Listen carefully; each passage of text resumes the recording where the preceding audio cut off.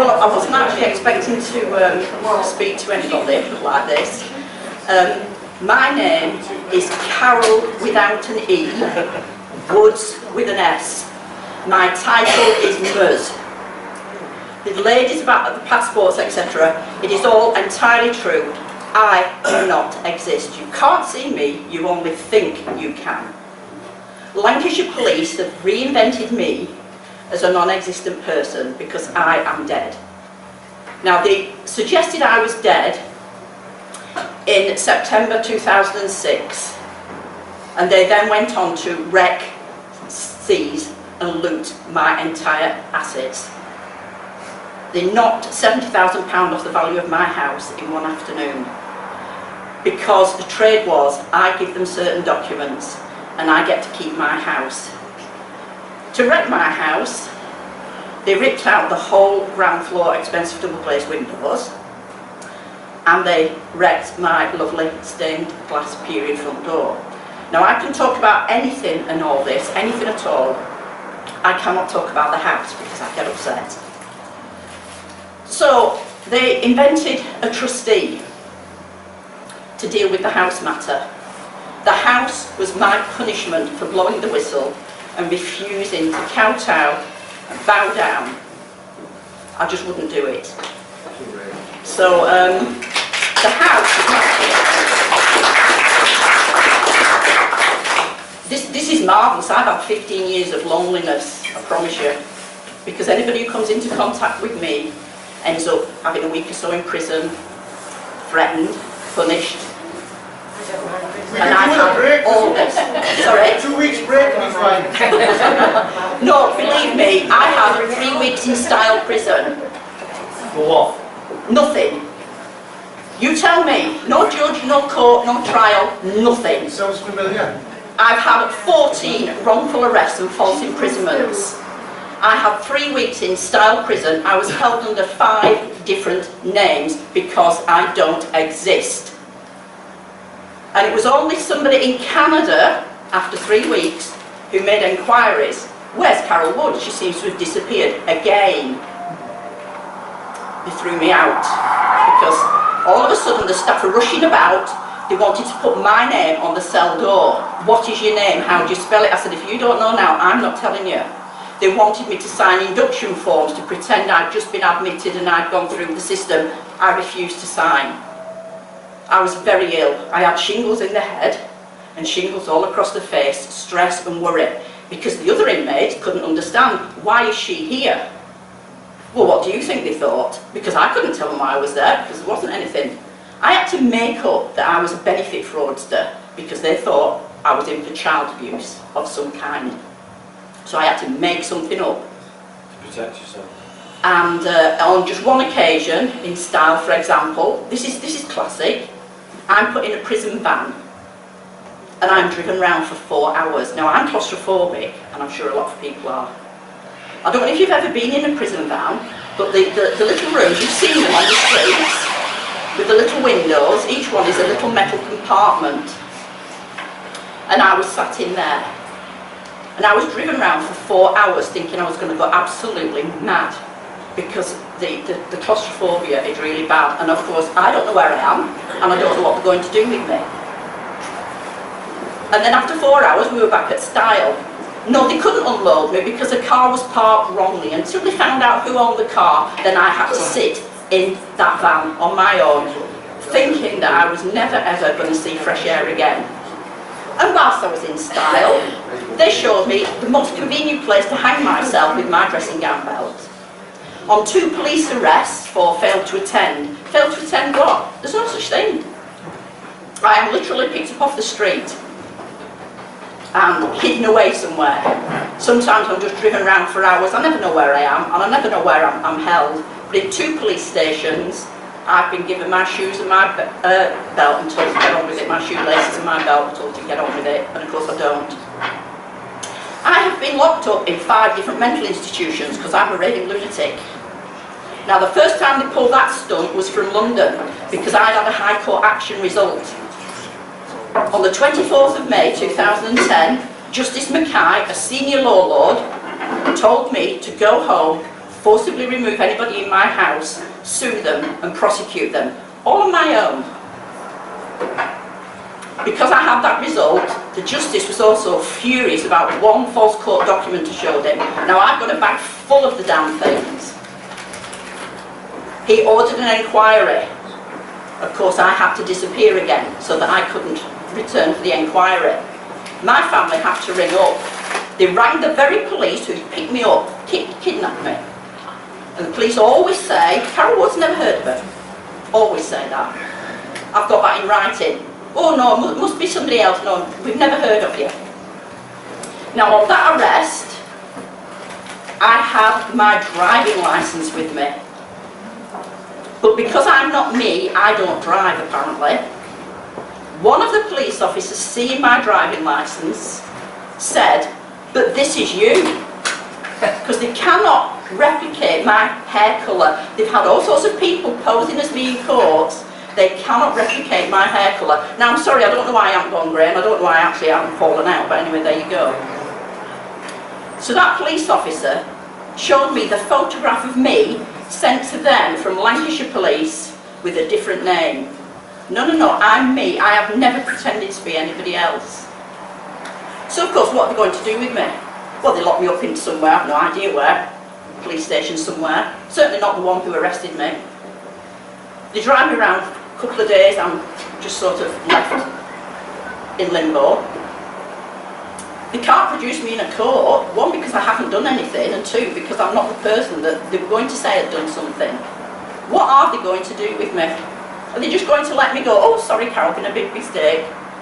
No, they're not going to let me go. They take me to a mental hospital.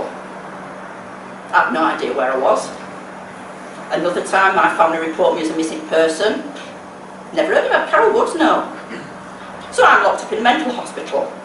Now, to go into that particular hospital, I had to go, you pass a reception, then it opens out into a large lounge area where there were some very ill people. And I honestly didn't think I was going to survive. I thought, I'm not going to be able to cope with this. But I did. You stay rational, you stay calm, you stay polite, you stay pleasant, and you try and fit in.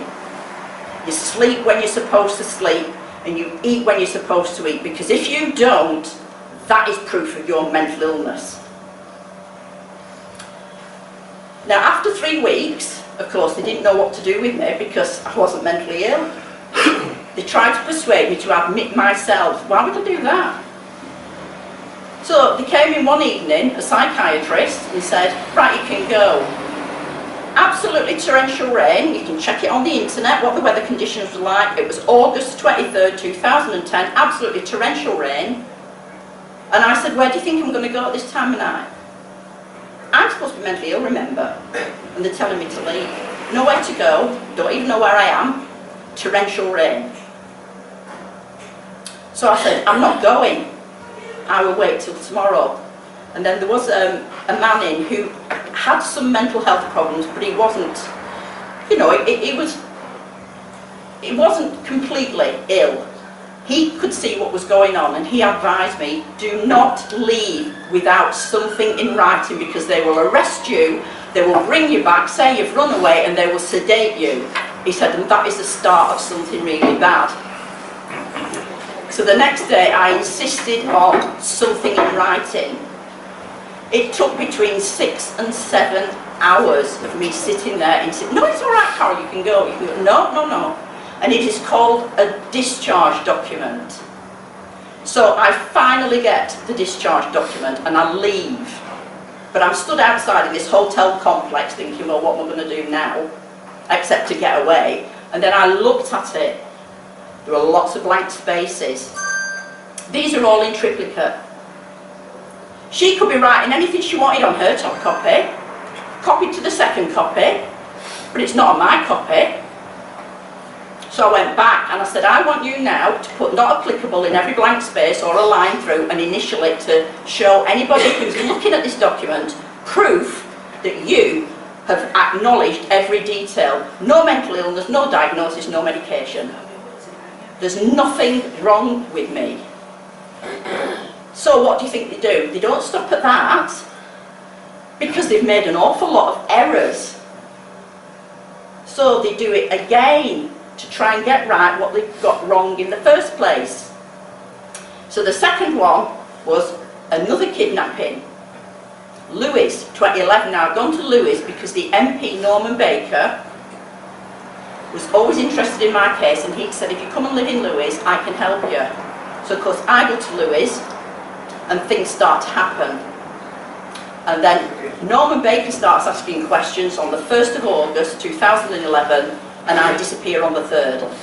And that disappearance is a van coming round, I'm bundled into a van, told not to speak to anybody. It's the hottest day of the year, check the weather records, 3rd of August 2011, and I am driven round, supposedly mental ill, remember, 7 hours in the boiling heat in the back of a van, sat on the floor, nothing to eat, nothing to drink, no toilet stops.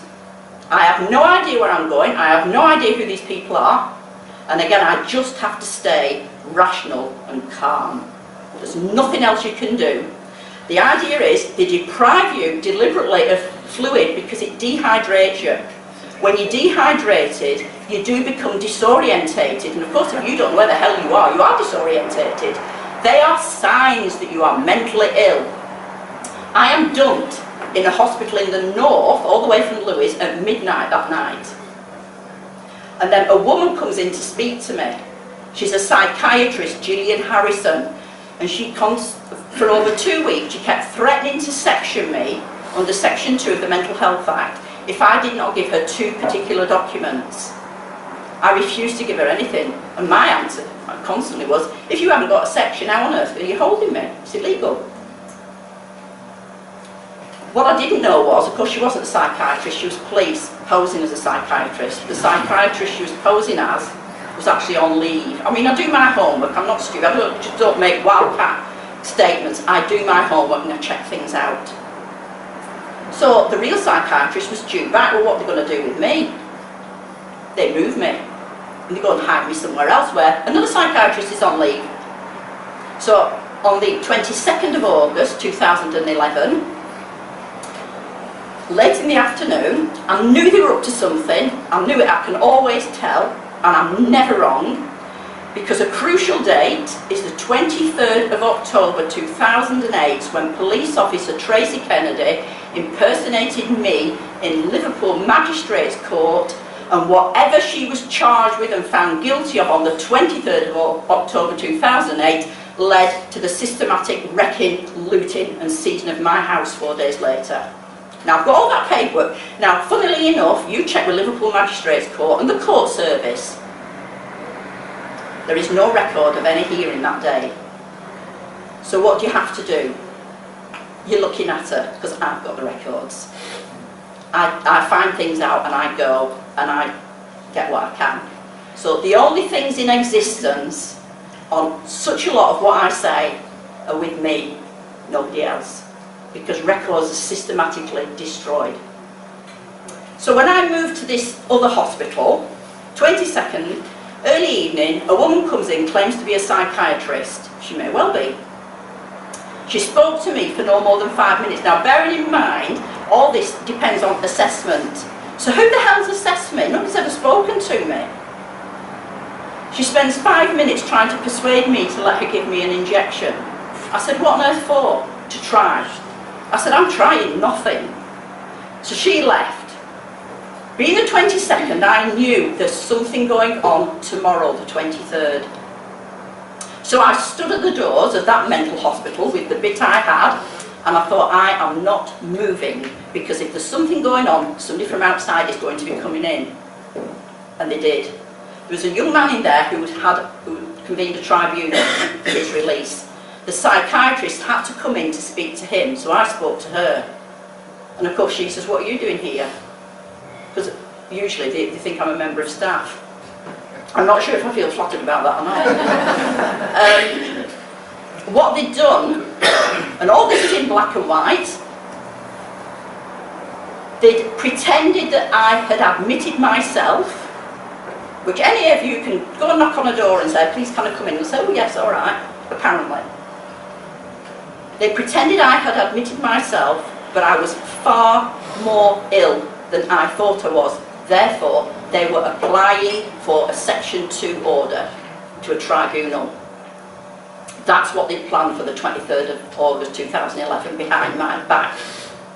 But they didn't do it because I was stood at the door and I damn well went into that tribunal and they ordered my immediate release.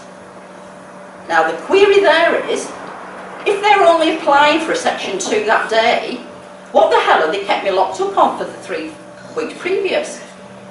Nothing. It's all bogus. The psychiatrist who wanted to give me an injection, her name is Subramanian, I found out.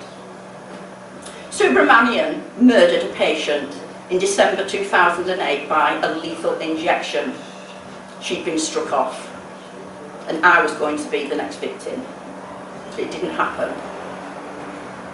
So when I went there, the hospital tried to persuade me to say they had discharged me. No, no, no. A tribunal has ordered my immediate release. You have not discharged me. There's an awful lot of difference. So I walked out of there because a tribunal ordered it, not them. They did not give me a discharge. Meanwhile, of course, I'm still being arrested and locked up in police cells for it's always failed to attend. But nobody's ever specified what. Now, the last horrendous event, because every time I get close to something, on the 7th of November, I was knocked up and I was arrested by PC Andrew Massingham. It was an absolute farce. It's what I refer to as a Keystone Cops, because by this time I know the routine. So I invited him in, I'm ever so pleasant, and because he'd knocked me up, obviously I was in my night clothes and a dressing gown, and then he said, would I like to get some clothes on? And I thought, this doesn't sound good at all. And then he said, you'll need a coat, and I said, are you arresting me? And he said, yes I am. No, he couldn't be specific, but he was still going to arrest me. So I said, this is police harassment. Now, what I've always promised myself I would do, but I didn't because I was so shocked and upset, and the brain's whirring, thinking, what the hell's going on now? I always promised myself that the next bank copper that does that to me, I'm going to make a citizen's arrest of him and say, you will now accompany me to the police station. Because they don't like any challenges like that. I mean, that would really throw him into confusion, wouldn't you? You've arrested him and he's taking you to the police station anyway, so he has to come with you. That really sickens him. But I said that man was worrying and I knew they were up to something again, because again I've made some headway and again I have to disappear, and each time it gets worse and worse because they learn from the mistakes they've made in the past, and that is what is really scary. I don't scare easily, but they scare me. The power scares me. So I am arrested and locked up again for 15 hours. I'm deprived of all food and drink as usual because I'm not really there. They've got a man in, Mr. Carol Woods, and this was really interesting with the earlier conversations of titles.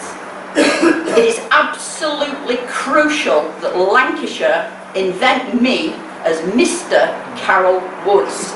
And why they need to invent me as Mr. Carol Woods are two documents in front of Mike Todd, Greater Manchester Police Chief Constable, who was murdered for seeing them and prosecuting on them. And I haven't made that up either. And that's what my case is about. Mike Todd was prosecuting after seeing what I could present in 2007. Now, I cannot prove he was murdered, but any idiot can see that the proof that was presented that he had committed suicide, an 8-year-old can demolish it. So what I say about reasons why he was murdered, I think stand greater weight than anything about him committing suicide. So that's part of my case. And it keeps going back to the whistleblowing. Now then, but this last arrest, after 15 hours, I was offered a drink if I spoke to a medic. Now that's always bad news because I wanted a drink. Remember, I'd been knocked up early in the morning. I had to remind him to arrest me properly. I had to remind him to read me my rights. It was a complete farce. And I spoke to a medic who asked me, no more than 5 or 6 minutes, Karen Helm, who'd been written right out of the script because apparently I've made that up as well. She asked me what jobs I'd had after I'd blown the whistle. So I said, well, I did this. Now, I have various qualifications, and I commuted between professions. I'm a qualified experienced teacher. I don't care what the hell they say. I'm a qualified experienced teacher. I teach A-level horticulture, and I'm a recognised expert in the teaching of skills for life to such as adult non-readers. I've got vast work in prison departments because I believe that people, adult non-readers, deserve the best staff, and I think in the prisons one can make a great deal of difference. So I'm also a qualified experienced level 3 social worker, as some people know. So I've worked in child protection as well, and basically I've sort of gone back to teaching. So when they forced me out of my job as a whistleblower, because any whistleblower is going to be forced out of the job, I can promise you that, things will start to happen to you.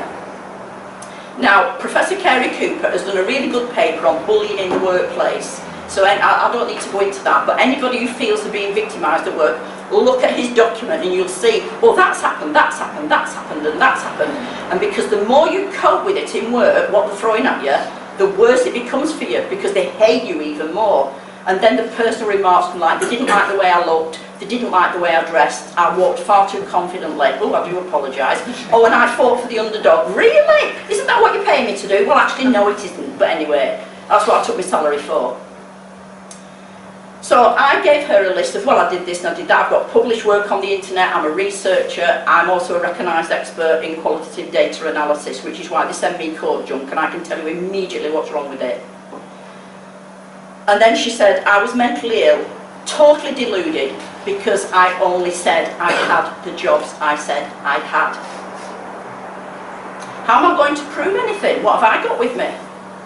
Absolutely nothing, except my reading glasses and my purse with a little bit of money in it. I've got nothing. So I am totally deluded. Now, just to sort of follow that little bit through, so what? If I want to say I'm the Queen of England, if I'm not harming anybody, you know, but no, I'm totally, that's the mental illness. So after 15 hours of waiting, I am bundled off and locked up in Signet Hospital in Harrogate. And there again I thought, they're getting this a little bit right this time. I'm out of the area, I've disappeared. Of course I'm never allowed a phone call at a police station, don't be silly. Do you think I'm allowed a solicitor? No. Get real. Nobody knows I am there. So in Signet, this is when the allegations come. Apparently, it was 3:30 in the morning, I walk in there and I said, I am dangerous, I need locking up. And apparently I am dangerous, and I'm a very good actress because other people can't see that danger in me. So, the stuff that was written about me, I was really upset because I thought, how the hell am I going to show anybody this is just not true? One of the things, there were 2 members of staff who knew there was something very wrong. And they suggested I'd be allowed to go home at NHS expense and collect proof of any work I have done. Well, I keep everything. Now, the whole deal with wrecking my house was to give them my documents and I could have the house. But they'd still come after the house anyway because I wouldn't be able to prove anything. So I said, no, you keep the house, I'll keep what I've got. So miraculously, I've kept hold of my documents. I know an awful lot of victims, and every word they say is true. They haven't got a scrap of paper to prove it. I've got everything. So they let me go home. And of course, I focus on my work records because that's the delusion, that's why I'm mentally ill. The member of staff with me suggested we take as much as we could carry. When he saw what I'd got, he said, let's just take as much as you can carry. He was really good, that staff member. So it was just like a random selection of stuff because I didn't know. I thought, well, we'll go back, we'll see, I can say, right, that's that, that's that, that's that. They're my pay slips, these are my teachers, I'll still get my teacher's pension monthly. I said, why are they paying me that if I was never a teacher? I mean, you know, what they're saying, I said, there's so many holes in your colander, it's like the bottom of a washing up bowl's fallen out. So, there was no, sorry Carol, we've made a mistake. What do you think they did? They changed the delusion. Well, you think important people know of your case, so you're deluded. Well, within the bits of paper I had a letter from Baroness Young of Old Scone, who's been interested in my case, and the best one of all, Prince Charles. Because Prince Charles was furious that this lot forced me out of my work for the Prince's Trust. I was skills coordinator for the whole North West teams. I was highly regarded. When things started to go really, really wrong for me in 2004, I knew I had to resign because I thought any slur on me is going to come back on the work I did for the Prince's Trust team, which was part of other work that I was doing. So I had no alternative but to resign and give a false reason. The letter from Prince Charles clearly says, I know why you resigned, that LCC are terrible employers. He said, and I have alerted every team in the North West as to why you have really resigned. So I showed that to these medics, and I said, have I made that up? I said, I think he's fairly high profile, but maybe I'm wrong. So they just changed the delusion. And it just goes on and on and on. And then finally, one of them claimed to have phoned my sister, and my sister had apparently said, oh yes, she's going to kill herself, and etc, etc. And I knew he hadn't phoned her, and he had to admit he hadn't actually phoned her. No, you're a liar. Now, within their document, it states that I cannot accept that my house was repossessed by the mortgagee. I have never had a mortgage. That is where the police keep coming in. Well, you must have bought it from the proceeds of crime. So the allegations have been, and this isn't funny, I mean, well, it is funny actually, because I'm actually studying and I'm not locked up somewhere. But, and I kid you not, bank robbery, all on my own. Drug dealing, all on my own. I've been such a successful shoplifter, I managed to pay cash for my house. But in 1998, so I think the police have been a little bit slow at catching me, because they didn't wreck my house till 2008. Now they're claiming, well, she bought it from the proceeds of crime, therefore we could take it off her. But what Norman Baker couldn't get answered was, why did you wreck it? They cannot explain why they systematically wrecked my house. They were drilling walls and all sorts. They were looking for documents and they haven't got them. Now the police officer who has been impersonating me is not actually a police officer. She just poses as one. And I found all this out myself. So I've got her perjury. So when Signet started to realise things are not going so well, and Freedom Talk Radio had tracked me down via the same lady who got me out of Style Prison by asking questions, where's Carol Wood suddenly disappeared to? Because I've been on my own for 15 years. Believe me, you blow the whistle and you won't have a friend inside. This same lady had got onto Freedom Talk Radio. I knew nothing about them. I received one email from them, and the next thing is, I'm being moved. Get your stuff together, you're moving. Now this was a proper taxi, they were bona fide people, and I was being moved from Signet after 2 months. Now in that, I had to take some medication because they threatened to force me. Now I've seen them forcing, where they have 4 members of staff, 1 at each wrist, 1 at each ankle, and 1 injecting, so that's the 5th member.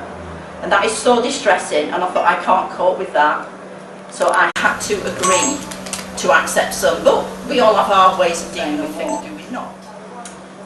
So the taxis arrived, and I got my stuff in the taxi, and we set off. Well, not being mentally ill, I know that we weren't going to Lancaster.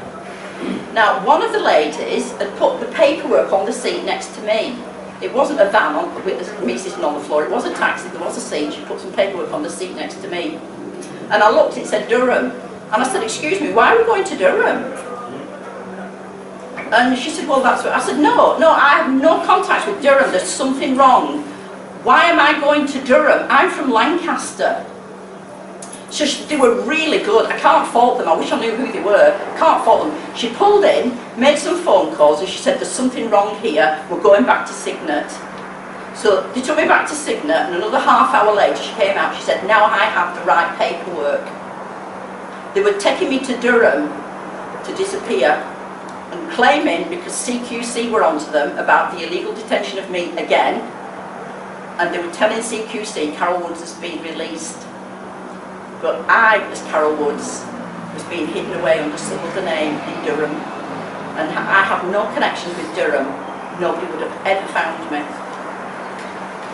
And it was only because she put that paperwork down, and because they were so good. I said, I've no idea who they are. So she said, you're right, you're going to Lancaster. So I went to Lancaster, where they admitted me under Mrs. Carol with an E Woods. That is not me. That's what the records show. That is me. No, it isn't. And of course, Freedom Talk Radio then start asking questions louder and louder, and it was absolutely brilliant. Goodness only knows what I would have done without those people, because they started badgering and badgering. No, you've got Carol Woods, not this other person. You got Carol Woods. They were ringing up and ringing up and ringing up. And then the staff said, right, I wasn't allowed to have phone calls, I wasn't allowed to make phone calls, I wasn't allowed visitors, I wasn't allowed to stick my nose out of the door, because I wasn't there. Eventually, one of the psychiatrists who had spoken to me, he'd agreed with the police he would release me and the police were going to rearrest me. But he tipped me off. And he said, well, we are going to release you, but Sergeant Philip Spencer's going to arrest you. I said, what for? I wasn't surprised, but I thought, well, I've been locked up for 3 months, they haven't got the result they wanted, so what is he going to arrest me for? And again, it was Freedom Talk Radio and various other people putting it out over the press. Sergeant Philip Spencer is going to rearrest Carol Woods, and there was a massive climb down. They were going to leave me alone. But my worry was, now I don't know if anybody of you know of Pauline Campbell. She was a campaigner for rights in prisons because she had one daughter, and her daughter was arrested for no disputing the arrest was wrong or anything. But she was locked up in Style prison and she committed suicide the first night. Now Pauline campaigned, and she was like me, she's a little bit older than me, she's a teacher like myself, same height, same build. So there wasn't much to her, and every single time she was campaigning legally outside of prison, she was arrested. So Pauline had 8 arrests. Now on the last arrest, and the producer in court, the Crown prosecutor was Ian Rushton, an old enemy of mine. The police claimed that she was handcuffed behind her back because she had attacked 2 police officers. She was the one with the bruises. Pauline declared perjury. Massive climb down from Ian Rushton all over the press. The next day Pauline was found dead. She did not commit suicide, she'd been sending me emails, she was overjoyed, high-spirited, she wasn't depressed. Pauline was knocked off because there'd been a climb down, so of course I leave the orchard in Lancaster, and I was really scared. I thought, is this going to be a Pauline Campbell? Well, it hasn't been, and that's because I just sort of don't walk into as many traps. I mean, they set traps. The police harassment never stops, never stops. A great deal is about setting traps for me, and it's about the house. Now, if anybody looks on the bankruptcy website, it will show that I am bankrupt. I am not bankrupt, because people are asking questions. How can this lady lose £400,000 worth of assets in an afternoon? But I thought the mortgagee had repossessed my house. Derek Wyatt MP asked, but who let her get £400,000 worth of debt? I have never owed a penny. And I've got all the documents to prove that. I've got the documents to prove that bogus bankruptcy. Now, Lancashire County Council are trying to do that because they want more than anything else. In a bankruptcy, you have to hand in all your documents. LCC can't bankrupt anybody. They have no corporate personality. I know the law on bankruptcy. Now then, because it was over £50,000, we're talking about £400,000, it has to go to the High Court. can't be dealt with in a local court with no court seals on the junk that they dish out. So this just carries on. Now, there was no record of any bankruptcy. Somebody now is asking questions yet again, and all of a sudden, it's appearing on the internet that I am bankrupt. Well, no, I'm not. So my documents prove extortion. If a government department, or anybody in fact, but a government department tells you you owe money, knowing that you do not owe that money, that is extortion. It is also fraud. There's got to be forgery, because in any bankruptcy I had to have signed all kinds of stuff and I've signed nothing. So there's got to be forgery. It's also demanding money with menaces, because of what I put up with for 15 years. Now it escalated particularly 04, 05 and 06, and a friend of mine who was still with me at the time, Daisy May Morrison, the victim of terrible racism in work, which I'd supported her through for years, to get her some sort of settlement, which we did, but she did get a breakdown in that as well. She had a mental breakdown, and it's hardly surprising. But Daisy May parked her brand new car outside my house January 2006, and I had a big appeal coming up. And when we went out, they deliberately rammed it, and they'd written it off for her. The police wouldn't give her a crime number. She lost all that money on a car. It just goes on and on and on.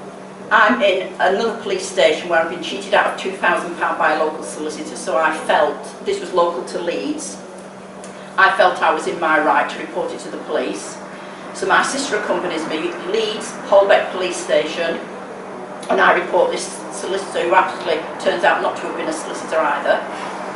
And I was being interviewed by Leeds Police. I was being interviewed by a Lancashire inarticulate yob who told me that if I did not cease my case, something would happen to a close relative. The next person to be arrested on a bogus, trumped-up charge was my brother, who nearly had a breakdown because he's a really, really decent man. And he's an engineer who works for Network Rail. He'd done his job, you know, all his life. He's dead steady, my brother. But no, they went after him, and my brother was so upset he couldn't cope, and he paid up and shut up, because he had to end it somehow. Now, I've got his file papers, and what we were going to expose, again, was perjury. Oh, I'm an expert on perjury, 1911 Act. But apparently, according to one judge, I've made it up all on my own. I'm very clever, I can get laws through the House of Parliament years before I was even born. And I can establish case law as well, years before I was born. But I can't produce my brother's paperwork unless I ask him, and he's no mortgage, he's scared to death. So anybody without a mortgage, and if you've only got a small mortgage, for God's sake, don't pay it off, because they will have your house. They will pull the rug from under you, especially if they know who you are. And I suspect that every single person in this room is known to somebody at some level, somewhere. Right, so don't pay off a mortgage. And just look out for false court documents, threats, any sort of all these wrongful arrests and stuff. I have no idea where you take all this, because I've tried and tried and tried. I've applied for orders of mandamuses in court, and then you get the court staff posing as judges, and nobody has got the false court document evidence that I have. I don't care who you are, you might have 1 or 2 pages and it'll be absolutely wonderful examples. Nobody's got what I've got. And my problem is, the bulk of them were in front of Mike Todd, Greater Manchester Police Chief Constable, who in March 2008 passed my file to Ian Rushton. Oh, we've just heard his name, haven't we? Ian Rushton, Chief Crown Prosecutor, Manchester, CPS, Key Street, Sunlight House. So that's because I refuse to do something at work. Now, the whistleblowing, it's not just about child protection issues, because some of the other issues I blew the whistle on with other families, I mean, it was appalling, because to go after me, to discredit my work, they went after some of my clients, which is totally unforgivable. Absolutely unforgivable. And if I can highlight anything for those families, of course the children aren't small anymore, they're grown up, but those children deserve a payout. because of what they suffered simply because I was their social worker and my work was to be discredited. But the original whistleblowing of the illegal seizure of 134 acres of land in Blackpool, which I warned, if you carry on doing this in the way you are doing it, and it is illegal because you don't own that land, something will happen that will be so serious it attracts media attention. And on the 30th of June 2003, only 3 months after I'd warned of that, 2001, and on the 21st of April 2001, I'd warned of such an event. Sheila Bridge was murdered. And she was murdered as a direct result of what the county was doing to seize the land. To seize the land, they had to close 4 homes for disturbed adolescent boys. Now we're talking about dangerous children. My involvement was I had 4 young boys on the site in those homes. They had nowhere else to live, it was their home. So I appealed on human rights grounds, if nothing else. Article 8 of the Human Rights Act applies. Now that was put on page 3 of a particular document of mine, which page 3 disappeared. Well, it would, wouldn't it? Now that was when I first started to get an inkling, there's something going on here. So Sheila Bridge is murdered because the children were still dispersed into a community, there were no field social workers, no community support, so they left her run wild. And they recruited a teenage gang and murdered her. Not intentionally, but it was corporate manslaughter. So that was my first letter to the county. I think you should be charged with corporate manslaughter. I told you that would happen. That's when the first senior coppers on my doorstep veiled threats. Time to consider your health. There's nothing wrong with me. What about your children? I said, how do you know I've got children? And then he said, you can't win, it's coming from the government. And I said, get real, the government doesn't know I exist. Well, unfortunately they did. Because what I didn't know 2 days earlier than his threats, because of everything I'd predicted had come true, LCC had rushed off to the High Court to appeal to the High Court to seize the land and close the boys' homes. Yeah? They were pretending that they'd done that prior to Mrs. Bridges' death, which would have meant she wasn't the victim of corporate manslaughter. Right? Now this is where it gets complicated because people can't understand, well, how can they do it after the event? Because it's called revision history, they do it all the time. All the time. That's why they keep locking me up in mental hospitals, because that didn't happen. We're redoing it again, and then we're redoing it again, and then that becomes the actual one example. They had gone to the High Court to seek permission to do everything I'd told them they couldn't do anyway.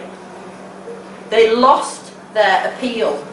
They lost it for the same legal grounds I had made myself. Who do you think was their representative that day in the High Court? Perjuring herself, lying to the court, forgetting to tell the bench. Oh, we've already done this, sorry, we've just forgot to mention it. Who do you think was their representative? Sherry Blair? So when this copper's on my doorstep saying, you can't win, it's coming from the government, he actually wasn't kidding. So, that is who I was up against. Now then, of course, what did he want 134 acres of land for? Wasn't I naive? Where is it? Just outside Blackpool. What was in the pipeline? The super casino. No. Before the fracking, it is fracking now. It was the super casino. And I've been told, Carol, do you really think that they were just going to siphon off a few £1,000s here and there for holidays? No. They were going to use the money to fund other crime. He said, that's who you've upset. Now that explains this massive, massive input of monies to get at me. And I'm talking about serious amounts of monies in buying cars for people. And then when I work out what's going on, that car disappears and they have another car. These are long-term unemployed people who end up with personalised number plates on very nice cars. I can't afford one. You should see the state of my car where they tried to run me off the road, deliberately rammed me. I don't have the bodywork repaired because that's my evidence. I need things like a new exhaust, etc. and that kind of stuff. But I don't worry about the bodywork. My car's crucial because my car says I'm me, it's my driving licence. Now, I didn't have that car because my earlier car in 2009 just simply disappeared. And I found it at the police garage, just completely dismantled. This particular car I bought in January 2012, and it's registered to me because I'm me. And the attempts to steal it, to force me to change the locks, to pretend I've stolen it. The garage, I've had a wheel loosened, not a tyre, I've had a wheel loosened, petrol tank deliberately ruptured, I mean you name it, they've done it. And they're actually suggesting now that I am indestructible. So we've had heavy medication of dangerous drugs, I mean they've tried that a few times, you know, I mean all the car stuff. They've attempted, I rented a caravan briefly in 2012 at 298 Oxcliffe Road, Morecambe, and it was a culture shock for me, but I was sick of living in my car. I'd exhausted friends and family because they know I'm on the doorstep, trouble arrives. I stay away from people because it's the only way to protect people. And there were 3 attempts to cause a gas explosion at my caravan using the can of gas. There were 4 attempts tampering with the electrical system underneath the caravan where the feed came in, and that blew up 4 electric meters. The fire service always refused to come. Now when the first Greater Manchester Police raided my house at first on the 5th of September 2008, they assumed they would find enough documents to then leave me alone, but they found nothing because there wasn't anything in the house and I wasn't there. But they'd wrecked all my utilities. It's classic, it's what they do. And of course the fire service wouldn't come, I had to pay for it all to be repaired myself. And that is what they do. And then I set the caravan, and even now, I mean, a classic is to knock off my water overnight, so that I get up in the morning, you turn your hot tap on, it's linked to your gas boiler, no water, boom. Their problem is they didn't know I only have cold water in the morning. So that didn't work. And it just goes on and on and on. This is about mostly the house, because the house is such a concrete thing. They can, like, they've invented new bankruptcy papers. But the Ministry of Justice confirmed to me only recently there's no records in my name. So where have they come from? But let's suppose you've got a chief constable somewhere else looking at my case. The first thing he will do is look at the bankruptcy website and say, well, it's there, she's making it up. He's not going to waste his time saying to me, well, Carol, how do you dispute this? He's just going to think, well, that's fact. And that's how it is. And then the usual thing is you try and complain about anything, and they say it's confused, far too much, anything to disparage your written work, anything at all. And that is to imply you've got a mental health problem. So when they can't go down the criminal route, they go down the mental health route. Anyway, I came today because I knew that Guy Taylor was going to be here, and he said it's time for me to copy out some of my documents to any brave soul who will keep a copy, because the next time I disappear I might not be so damn lucky, I might not be able to go home to get anything, in which case they will just disappear. So somebody checked on the website, there's plenty of places that will do photocopying. So I brought some crucial documents. So if anybody's brave enough, I can get some copies and they can keep them for me. Right here, sweetheart. Right, thank you. So.